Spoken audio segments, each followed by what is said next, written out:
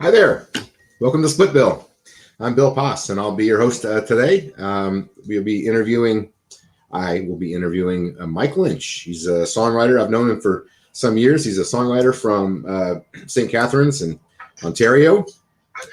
As so frequently, my artists do so frequently come from Canada, and this is another example of that. I'm going to sing a song, though, written by a guy from Idaho Springs, Colorado. His name is Bob Hickam, and I'm a big fan of Bob's song he wrote called River of Tears. Bob's also a great guitar player and dobro player and sings pretty well, too. He wrote this song, and I recorded it on my last album, which was called Saltwater. If you'd like to hear that recording, you can go to my website, billpossmusic.com, and you can check it out for free. You can hear it. You can also probably find it on YouTube or any of the streaming services, Spotify and whatnot. If you haven't subscribed to Bill Poss on Spotify or whatever music streaming service you use, if you use one, I don't, but most people do. You can subscribe to Bill Poss, I think, and if you can't, if you try and you can't, let me know and I'll figure it out. Hey, Doug Williams, as I like to call him, from Red Barn Corner in Altamont. Elise, thank you, Elise, all the way from Grand Prairie, Alberta. Elise Miller is complimenting my beautiful shirt, which I am very proud of. I did not make it, but I think I do wear it well.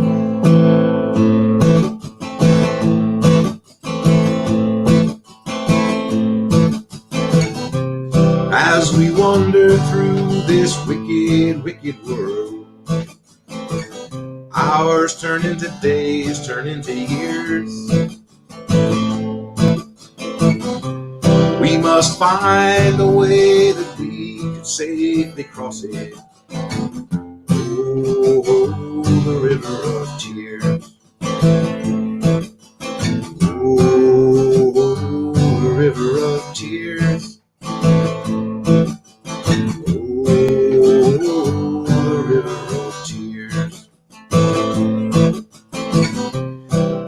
People, why do we struggle so? Why must we be driven by our fears? When all we need to do is feel God's peace within us. Oh, the river of tears. Oh, the river of tears.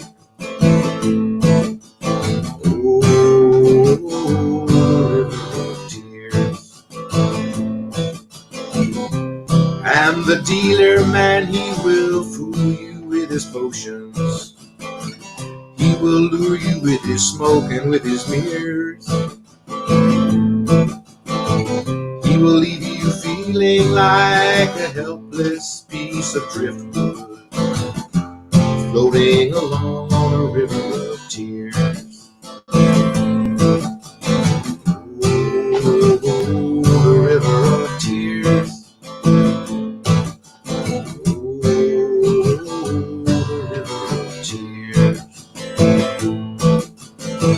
So look up into the heavens, my sisters and my brothers.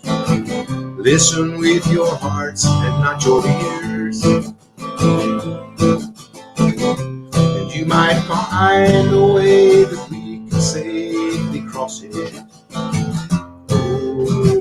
the river of tears. Oh, the river of tears.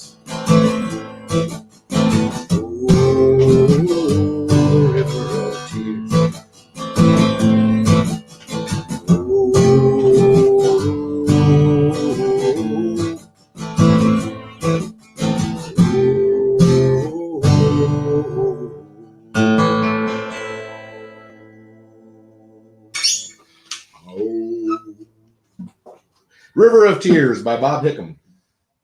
Yes, thank you. Thank you, Patricia. Dolby says, nice shirt, huh? Great shirt. I appreciate that. Yeah. Usually I wear this shirt when I'm doing an important, like a really important performance.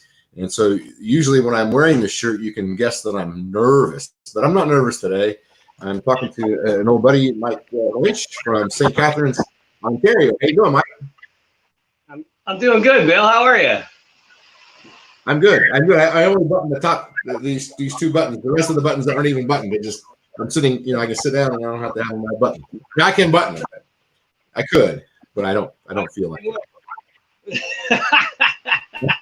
That's a nice shirt there, Mike. It looks, thank you. I like to get my shirts at. There's a local place around here. It's it sells all the secondhand stuff, and nice. I like to shop. My favorite secondhand store in the world is I think it's closed now, but it was in Nanton, Alberta, about 2 doors down from the Auditorium Hotel. You know what I'm talking about? I do, but I've never been in there. I've only played the Nanton Hotel maybe once or twice. Oh, is that right? Yeah. I don't even know if they're still open. They were trying to sell the place, but I love that place. It was always an adventure at the Auditorium Hotel. Yeah, no, I ran into Washboard Hank there and Lance Lurie once, so that was fun. Yeah, I usually stay. Last time I was there, at least last couple of times, I stayed with Lance. We had to stumble home together from the hotel to his house. It was dangerous. Oh, you probably had a lot of fun, eh? Oh yeah, Toby and Lance and the whole crew. Sorry? No, you probably had a good time with those guys. Oh yeah. They're a hoot. You're getting a nice hat from Wisconsin there. Lisa Grubron is commenting. Hey folks, let us know where you're writing in from. I know Kathy Bozell is writing in from Alberta, Calgary, I believe. But did you used to live in Calgary, Mike? I did for like 6 months actually. That's a good question because that was the first time I ever did a Canadian tour with my old 91 Ferrari, and I just had my guitar and quit my job and the whole deal and booked a whole bunch of gigs right across Canada, and ended up somehow living in Calgary with a friend of Roger Marin's. Really? How about that? Oddly enough. And it's great because he actually called me last night, and he's a big John Prine fan. His name's Doug Fries, and he wants to do a little EP of his own for any publishing companies out there. Don't worry, he's not going to sell a lot. No, but he's going to do he was calling me up to tell me he wants to do a John Prine tribute album for himself. Nice. Is he looking for help, or was he just consulting with you? Well, actually, he called Matt Keegan and asked Matt if he would record him somehow, although he lives in Calgary, right? So I said to Doug, I said, how are you going to get that across to all the way down to Niagara Falls over the phone? I guess you can just do a recording right off your cell phone now. Well, I guess so. It depends on what you want, I suppose, Yeah, the quality, if you're looking for that kind of quality. Well, I can tell you that when I record something on my phone, it sounds a lot better than it does when I play on the computer. Yeah. You know what? I found that with I think Facebook have or maybe this isn't Facebook. I shouldn't even be should I not be mentioning Facebook? I don't think there's any problem with mentioning it, but we're on StreamYard, but it's going across Facebook. Most of these people are watching on Facebook, or they might be watching on my YouTube channel. Right. So all I was going to say is when I do those live shows on Friday night, I'm always sitting in here and I feel so alone in the bathtub here. And I'm all like, and it sounds like just me playing a guitar in the living room. And then later on, you go out to the computer and you play it back and you're like, I don't know what they're doing over there on Facebook, but that actually make me sound good. Coming over the Well, so every Friday you do a show in your bathtub. Yeah, Yes, I've been doing it for tomorrow will be the 10th show, and I usually play for about an hour. And basically, I play almost all my own original songs, but I throw in the odd song that usually a classic.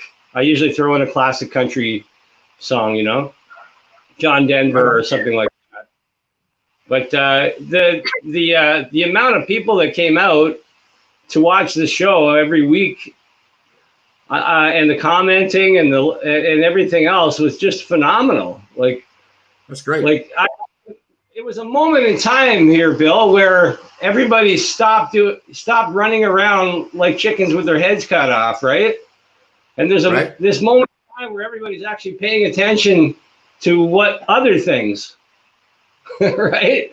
So I kind of think this is a moment in time where I could maybe, I've been off the road for a few years now because tired of running my head into the cement wall every 5 minutes. And just decided to, here was a moment in time where I could kind of get my show back together, remember all the songs I like to play on the road and all those, that kind of feeling, I've been working on my guitar playing quite a bit, and it really feels good just to not feel pressure to go do something else, Like there's not a lot I can do really in terms of booking festivals and stuff. I'm kind of just looking for ways to be productive with my time, but one of them has been finger picking on the guitar. It's been really, really good for me. Oh yeah, that's great. Yeah, I love the finger picking. I love what I can do. I'm going to answer Lisa's question. He's in the bathtub right now. Do I got to prove I'm in the bathtub, Bill, or what? Maybe, I don't know. So you want to sing us a song? Sure, if you want me to, I can do that. Set it all up. I brought my harmonicas. All right. Well, would you want a serious one, a sad one, or a funny one to start, Bill? Well, this is your first impression on a lot of people, so I'd say play something that you would play if you got a chance to play for people for the very first time. Something open with Mike Lynch. That is very best. Just hold my guitar. I just remembered I don't know if I tuned this bloody thing. That doesn't matter.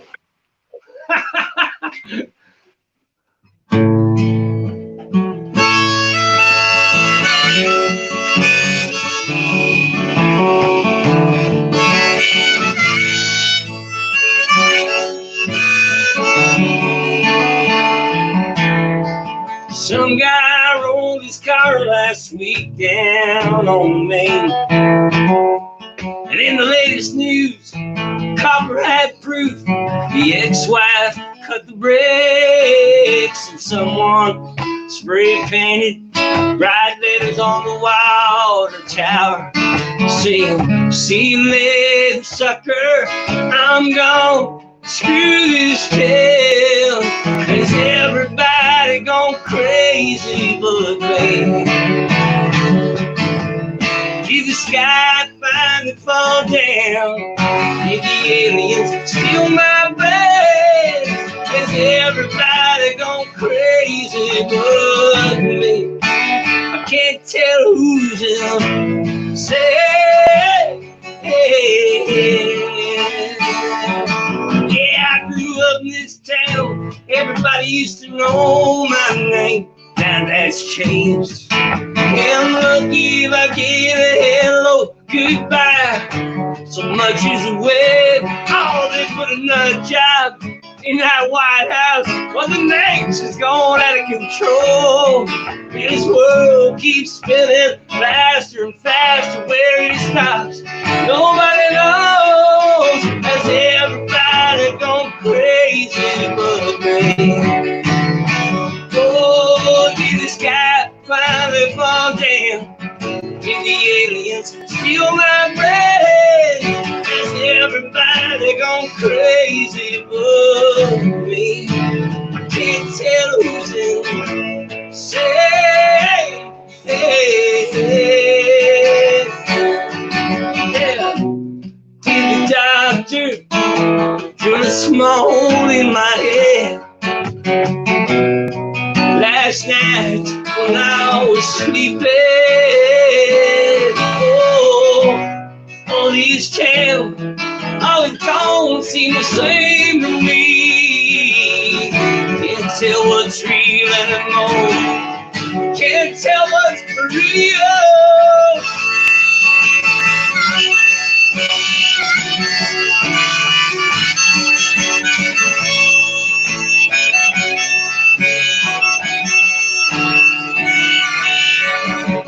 Everybody gone crazy but me. Can't tell, is everybody gone crazy but me? I can't tell, is everybody gone crazy but me? Can't tell who's in, say, hey, I can't tell who's in, say.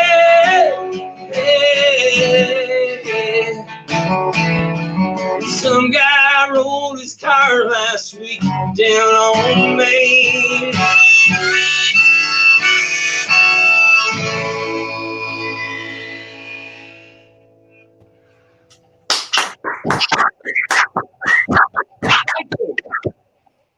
Fantastic. I had to go get my hat. Thank you, Bill. Is that, no, I just heard that song recently. Was it because I listened to your record? Is it on the new record? Yeah, it is. Song 2. Track 2, yes. Yeah, that's a great song. Love that song. Thank you. Yeah. So tell us about the new record. When's it coming out? Tomorrow. Tomorrow, really? Well, I'm doing on my bathtub show tomorrow. I'm going to be, we're kind of, they don't know it yet. The audience doesn't know this, my bathtub fans, but tomorrow night's our CD release night. And going to be putting it out, well, letting everybody know it is for sale at my website there at lynchmusic.ca. And no plug there. And should be Bill, it's funny. I'm so glad you said that you were enjoying the record, because I'm in that moment, and I know you've been there, where you're like, oh my God, like, is this, here it is. Yeah, here it is forever. Yeah, exactly. Yeah, I know that feeling, and it's a terror. Someone was just talking about this yesterday on my show or the day before about that. Oh, Mike Kerr. Do you know Mike Kerr? No, but I watched the interview, and I didn't know. I don't know Mike From Toronto. He's a great player, man. Holy cow! But and a great a really good songwriter too. But I mean, anyway, we were talking about that feeling of panic that you get that inevitably comes. How you could have maybe done something differently, or is it too late to fix this? Or I almost always feel like it sounds too contrived, too controlled, and too clean. I want it to be a little wilder, But your record's gritty, man. It's country. I don't even see that stuff like what you're saying there. I just kind of know what I like. Like my buddy Matt Keegan out there, he's got a little studio down there in Niagara Falls. Right. And I'm a guy, by the way. Yeah, I know Mike or Matt. Right. You know Matt, right? And so we just been what we did is we went. We would go to different studios and record the drums, the bass, and then we bring them back. Just looking for that sound in the, to get that space, right? Right. And then we just bring it back to Matt's and spend some time on bringing the musicians in. We wanted where to, what to do. We pedal steel over here. We got maybe a little fiddle over there, and then Matt would always say to me, Mike, you're doing too much. You're going too far here. I'm like, no, but I just want to try it. I want to try these things and see if they stick. And then if they do, then great. If not, then and then like I was really like this record, Bill. I was like, I started reading for the first time on great records and how they make great records, and I was really paying attention to, like listening to your mix in mono or like stuff like this. It actually makes a heck of a difference because you can really hear everything and what's getting in the way and what isn't. Yeah. So that was fun, and all kinds of little ideas I started to come up with, but basically drove Matt almost crazy. I can understand. So was Roger on the record? Yeah, Roger came over, played some pedal steel, and we had up here. There's a guy named Shane Gousset, a pretty famous fiddle player, and he came on, and these guys are all great musicians. Awesome. Patricia, there's a list of like 20 guys. So Matt Keegan's a great. He's a great drummer, hey? Oh, is he ever? Yeah. Yeah. He's got a great. You know what? He's a great singer too. Actually, I don't know why I'm pumping him up right now, but he's got a good voice. I get to see him every year at the Fred Eagle Smith picnic down there in Aylmer, Ontario, and he always comes with Roger. That's right. Yeah, Matt. Yeah, he's always there. And Mike. Yeah, Roger Marin, and actually, it's funny that Roger Marin, he's a great songwriter, but he was the first guy I ran into out on the road in 2004 on my first tour, and that was funny that I was hanging out in Winnipeg. And of course, Fred was playing there, and Roger was in the band at the time. So this is going a little way back, yeah. Yeah. And Darcy, I forget Darcy's last name, the bass player. Yates. Darcy Yates. He looks at me. He says, "Mike," says, "Are you on tour right now?" And I'm like, "Yeah, I'm on tour." Like it was a really big deal at that time, So where in Northern Ontario are you from? So no, I'm in Southern Ontario. Oh, sorry, I didn't hear you. Aren't you from Northern Ontario though? No, I'm not actually, but I've spent lots of time up in North Ontario. Okay. But I'm from just north of Lake Ontario, but I live now. I've been living my whole life down near, not too far from Niagara Falls. Right. Is Mike Lynch Sr. your dad? Pardon? Mike Lynch Sr. your dad, I assume? Yeah, is he on there talking? Yeah, he's asking if you've done your laundry lately. No, he says he's watching from Northern Ontario. Yeah, no, well, tell him that. See, Bill, is it weird that I can't see the comments, or is that the way it is? I can't see it. I don't even know what you're on, so I don't know. But I'm keeping track here. Oh, okay. I'm not worried about it either. You probably need a computer to see it. Right. Okay, so, well, anyway, tell my dad to calm down. He heard you. So where is he at? Northern Ontario. Oh yeah, so he lives up by just north of Parry Sound. Okay, that's not very far north though. No, not really. Exactly, it's only a few hours north. I broke down in Parry Sound. I should write that song. I ran out of gas is what I did. I ran out of fuel, and I was picking up. Fred and the band were going to a porcupine festival over in Michigan, and they dropped me off to buy this red bus that we wanted to buy. And so the guy told a lot of stuff about it. I still own it, by the way. And anyway, he neglected to tell me that the fuel gauge didn't work. And I ran out of fuel in Parry Sound, or just right there by it. And it was 11 o'clock at night or something. And so I called Fred and I asked him, do we know anybody in the area or whatever? He said, I think Roger's playing in Cobalt or someplace, and he's going to be driving through there later tonight. You should see if he can help you out.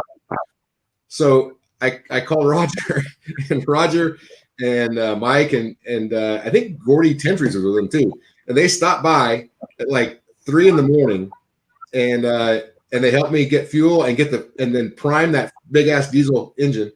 And boy, they were all they all smelled like booze. And I had my son with me also, so it was a crazy night. I had to drive all over. Then I wrecked the bus on the way home. So. Oh my gosh. Yeah. So what do you mean?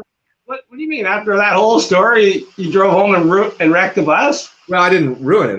I wrecked it. It's a long story. He also didn't tell me that the emergency brake didn't work, and I parked it on a little bit of an incline. I went into Tim Hortons, and I came back out, and the bus was gone. And I was like, "What? Where is it?"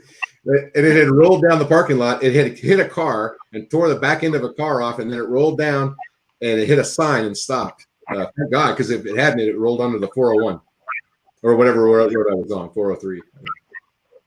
Anyway. Wow, that's a good story. Sorry, yeah, that's long, but hey, let's get you to sing another song. You want to? Yeah, sure. Sing that song. This is what Breaking Down in Perry Sound. Yeah, well, you're talking all this kind of, hey, Bill, all this stuff about, being on the road and everything. I notice that it's a bit of a common theme with a lot of your guests, because a lot of the people that you have on here are people that have been out there working the road and doing the whole thing. So this song, I call it Mama Crying on the Phone, because when I did first set out on my trip, my very first concert tour out west, I'm not sure if you know what it's like, but your mother would call every couple of days and say, "Where are you?" Like, are you okay? I'm worried about you. Yeah. I didn't have that experience. Okay. And so I always remembered that Mom would say those things. And so anyways, it ultimately turns into a song called Mama Crying on the Phone. If my mom had said something, Mike, she would have said, "Are you about done screwing around out there yet?" Yeah. Yeah, no, she was more respectful about that.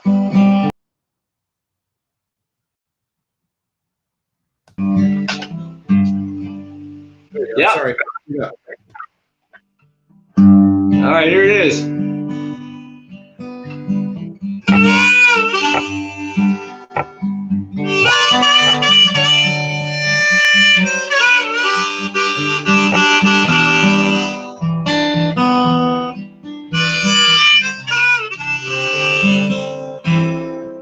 Never wanted to grow up or even settle down, but I had to get as far from here as I could somehow. I took that job out west, see what it's like to get on my own. But nothing breaks your heart like your mama crying on the phone.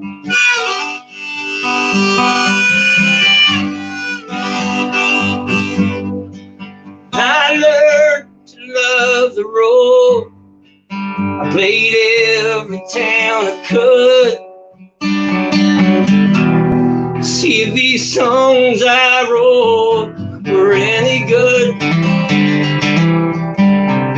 Sometimes I get down and I have to call back home. Nothing breaks your heart like your mama crying on the phone.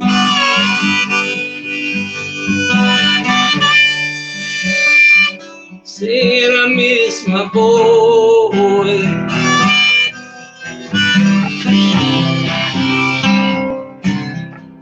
And we burned down those 4 tires to almost nothing.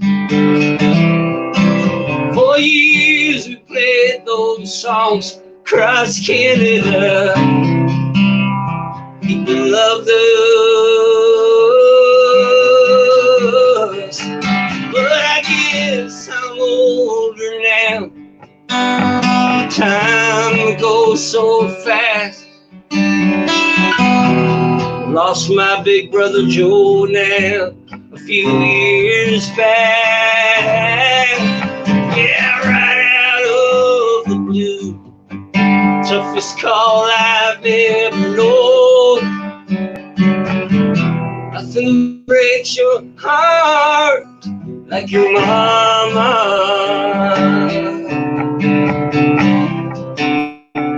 Crying on the phone.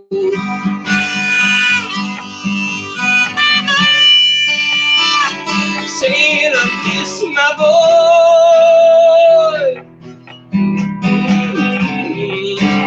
Mama crying on the phone.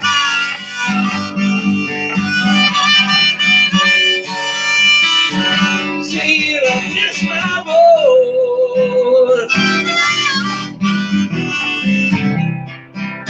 Mama crying on the phone.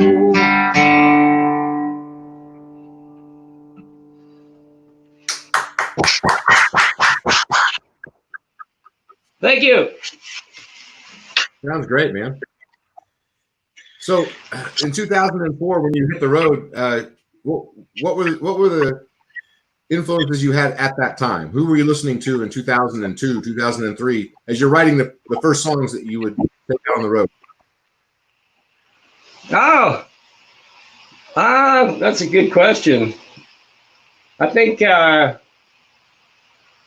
oh boy. Well, I did write some. I would say probably Blue Rodeo. Blue Rodeo, yeah. Fred Eaglesmith, okay. You know. Well, wait, Roger didn't have a CD yet, so maybe I can't say that. I missed the last one. I wasn't sure if Roger had a CD yet, so maybe I can't actually answer it that way. Maybe, I don't know. I think he put it out when he was still with Fred, his first record. I remember that. Right. Yeah. Exactly. Yeah, and I liked. I like on the American side. I like the Jayhawks. Oh man, I thought they were pretty cool. Great. Yeah, I dug that kind of stuff for sure. Kind of hippie country. But I kind of look at the classic stuff. I was always listening to John Denver and Chris Christopherson and all that kind of stuff. Nice. You listen to Jerry Jeff Walker? Oh boy, I know who that is, but I haven't really. Did he write trailers for sale? Roger Miller. Oh yeah, that's right. All right, yeah. But Jerry Jeff wrote Mr. Bojangles amongst a lot of other great songs. That was probably his most. You know that one. I definitely know Bojangles first. All right. So I asked you that question because in your song you said you want to go out on the road and see if these songs are any good. I really related to that feeling, you know, like how much of this is my friends just having a good time and enjoying hearing me sing, and how much will they hold up when I get out in front of strangers, you know? You know, I absolutely agree with you. When local musicians, you know, when they're starting out and all this, and they you know, they're walking around with their shoulders in the air. I'm pretty good. I said, yeah, but you got lots of friends and fans and your family, but why don't you go see if some strangers like you first, and that's going to help you grow, I think, as a songwriter as well. When you get their criticism and maybe you get a thicker skin when they don't like you. Yeah, I've had that experience. But you know, I got into I didn't waste a lot of time when I started writing songs. I just kind of sold everything I owned and I moved out to the islands and spent about 6 months just woodshedding and doing nothing but playing music. And then I came back and I moved into my pickup truck and I just was on the road for the next 20 years in various kind of different forms, you know. But but it was a hard go. All I really wanted to do was travel, Mike. I didn't really care about writing songs that much. Yeah, no, it's such an inspiring way to do it, eh? Like to actually just want to go and actually see different places, and by accident you meet all these people you would never meet. Oh yeah. You know, and you would, and then you're like, oh, and then you end up drinking in a bar with somebody that how did I end up here? Like, you know. I told her I didn't have a guest on Wednesday. I just told a 40-minute story about meeting a hermit in New Zealand. And I was just touring, and I ran into this guy. I was sort of guided to him, but it was just crazy the amount of just crazy shit that happens to you when you're on the road. When you're not when you're on the road, like in a big pre-post bus, but like when you're on the road, like we were on the road, like driving across the top of Lake Superior or something, Oh yeah, and like bar owners inviting you back for just you're crashing in the bar owner's house, and you don't really know these people. Yeah, you don't know these people. You showed up to wherever you get the show, and sometimes those gigs get you through to the next show. Maybe they didn't pay very much, and maybe it wasn't really the gig you wanted to play, but right.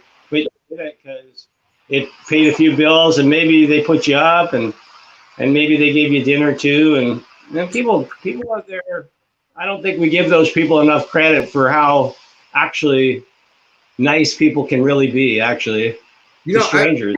I would flip that on its head a bit, Mike. I would say that the gigs I was always looking forward to were frequently disappointing, while the gigs that I was not looking forward to at all, or just picked up as a pickup gig, ended up being the best gigs. Yeah, I do. I know what you mean. It's like the ones that it's usually like you build. It's always the thing I find is you always build up in your head. You're building up. This is going to be the good show. We're going to do well here. You do that show, and maybe you didn't sell very many, and you thought maybe more people would come and all this, but then the next night you're playing in this little cafe, and there's like it's suddenly, wow, it's a full house, and like I didn't expect that. Yeah, those things happen. Eh? Yeah, it's so sweet when it does. Susie says she hired you after hearing you at the open mic at Skip and Anchor in Calgary, Alberta. Your dad says, by the way, I'm calm. So he says he's calm. Yeah, you told him to calm down, so he says I'm calm. That's good. Yeah, actually, I know I shouldn't be touching my face, eh, Bill? If I'm washing my hands a lot. You're in the bathtub. You can touch your face when you're in the bathtub. Yeah, I know. I remember. Actually, it's funny that Susie brought that up because I believe Washboard Hank and Lance Lurie were the headline at the Ship and Anchor that day. That's a great lineup. It really was. And I showed up and got up and did a couple songs and therefore met a few people. Nice. Yeah. I love Calgary. I've never been to the Ship and Anchor. I've only ever been to the Palomino in Calgary. But Palomino is a really great, fun place to always play. Yeah, that's a big club, eh? Of course, we were always there. We were always there during the Stampede every year, and so the town was crazy, Yeah, exactly. Yeah, it was wild. It was odd to see thousands of Asians walking around with cowboy hats on. Yeah, really. Invariably, they all had cowboy hats. I was like, wow, that's cool. Anyway, it's quite a place, isn't it? Yeah, for sure. Yeah, I think I've been, to see. I definitely saw Fred there. I don't know if you were with him in those days or not. I was there from 2009 to 2013. Okay. Yeah. That was my frame, but I always loved it up there. I like it. I like it better the further west you go in Canada. Oh yeah. The scenery is just unbelievable. Actually, probably the nicest that drive from Edmonton all the way out to Vancouver is just unbelievable, right? Yeah, Merritt and Kelowna. Oh, yeah, beautiful. But outside of the mountains, I love my favorite Canadian trip is from Sault Ste. Marie all the way to Thunder Bay. Really? I think that is That's some cool. of the most beautiful drive in the country. It is. I would love to tour that again, but by myself or with my band. I never did it by myself or as I always was performing in Fred's show at that time. But I've always wanted to do that. Just that what they call the shield, right? Oh yeah, and like there's I mean, it's I don't know what to say about that. The people are wonderful up there. I love everybody that lives south of Sault Ste. Marie. I don't really like them very much, but above that, it's a great area. Well, we played all those little towns. We played Wawa and Espanola and just every little town along the way. I can't even think of all of them now. But one time, can I tell you a quick story? And I'm going to get you to sing another song. Hey, Bill, did you actually play the Espanola Pat's Garage? I think so. Isn't that where we played there? I think, and there was a woman there who claimed that she was Jeff Healey's sister. She was drunker than shit, and she eventually got thrown out. Oh, okay. Yeah, I mean, isn't that such a unique concert to play? Goodness. Well, it blends in with a lot of other places to me. Sorry, I don't recall it, but maybe I didn't play that place. Yeah, maybe not. I thought you did, but. So one time we were playing at the Club Finlandia in Thunder Bay, and we had a gig the next day in Wawa, which is about a 5-hour drive, if I recall. And during the break, the owner of the Club Finlandia, who was kind of a jerk to me always. I don't know if he was nice to anybody, but anyway, he was being kind of a jerk. But he said, he said, I got bad news for you. I said, what is it? He said, the road is out along the lake between here and Wawa, and you're not going to be able to drive there tomorrow for your gig. Oh wow! So I went and I got Fred. I got Fred, and I said, is there another way to go? And Fred's like, it'd be hard. So we decided after the gig to pack up and drive. It took us 16 hours drive to Wawa. We should have been a 5-hour drive. So we drove all night. We arrived there the next day at 5 in the afternoon, and had to set up and play the gig again without having slept. So that was probably the worst. Sorry? Did you go through the States or did you take the 17? We went up north. I don't know what the road number was. Anyway, it sucked a lot. Way the hell up there. Yeah, and it's full of, that it was mountainous and it was full of moose and all kind of stuff you got to watch out for. So anyway, it was a bad one. Hey, let's get you to play a song. I'll just talk and talk if you let me. So. Well, it's good to talk for a change. I've been doing these bathtub concerts and I just play like crazy. What's our guest? How many songs do we have, Bill? This is my final shot. Yeah, this is the last one.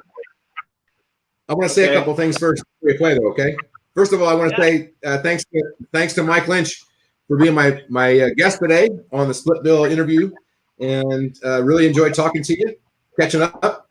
The new record's fantastic, folks. You can get it starting, I think, tomorrow. You can order it at www.lynchmusic.ca. Go check that out. And he's got all of his 8 bathtub concerts are on his website. You can go look through all the old shows. And tomorrow, my guest will be Effingham's own Danny Flowers, who's a really great songwriter, performer, young woman. Spent some time in Nashville and got some award-winning songwriting done while she was there. I can't wait to talk to her. And then on Monday, I have Kevin Elliott from Urbana, Illinois. On Tuesday, I have Bob Schneider from Austin, Texas. And on Wednesday, Katrina Sturton, another Canadian from up by Ottawa. So she lives right on the Ottawa River, and I look forward to talking to her. So that's all I got for you right now. And join Mike tomorrow night at his bathtub concert. He'll be live at, is it 8:00 Eastern? Mike? Actually, at 7:30. 7:30 Eastern. Okay. So 6:30 Central. All right. Hey, Mike Lynch, thank you so much. Thanks, Bill. Well, I've been contemplating what to play here. You know what? Let's have some fun. I'm just switching up my harmonica here. I'm ready to go, though. Okay.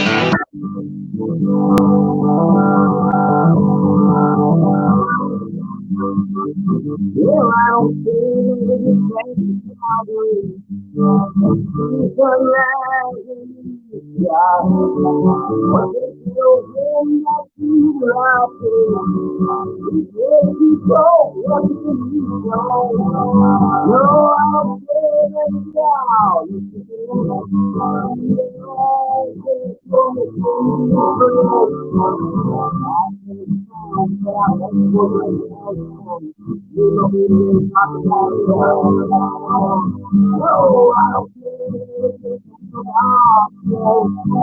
See the lights of Hollywood town. Something happened with your sound, Mike. It sounds like you're singing under the bathwater. Have you changed anything with your microphone, or? No, I didn't touch anything. You sound fine now. Maybe I was too loud. Is anybody else getting that, or does it sound good out there? Doug or Susie or anybody, can you answer the question? Does it sound okay out there?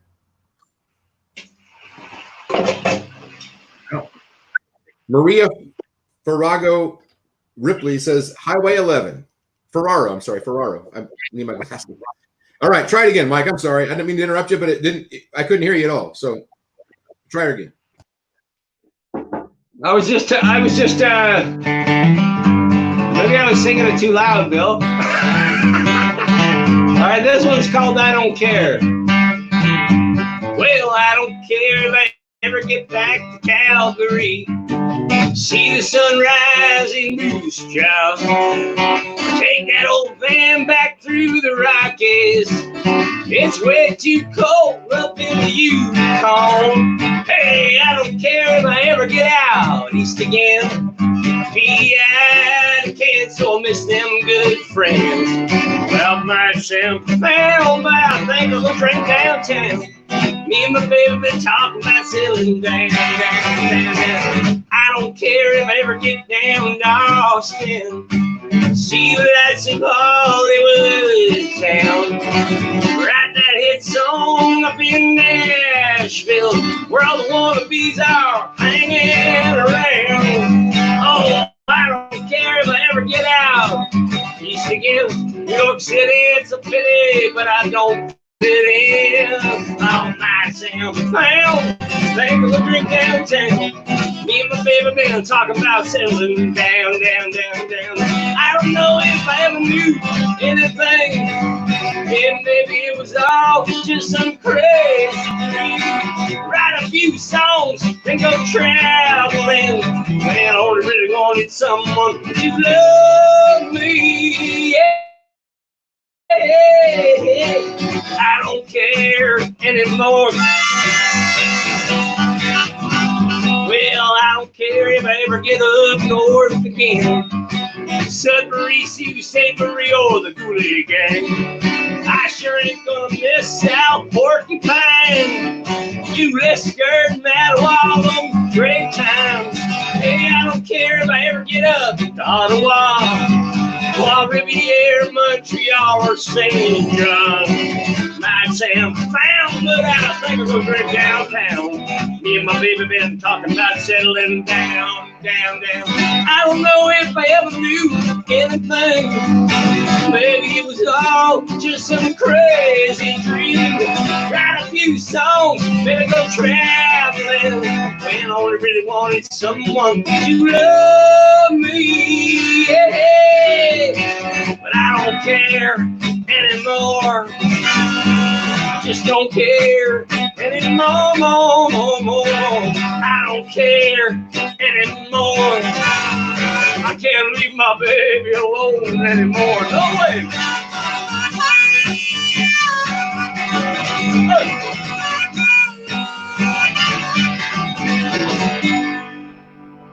Yeah.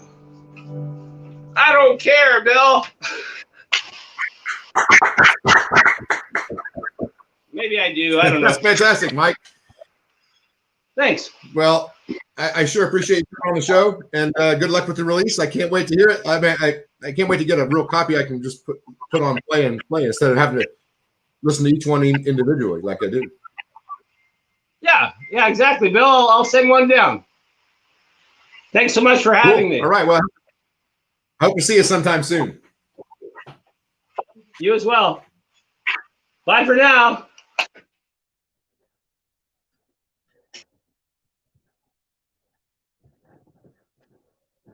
That was fun, huh? You going?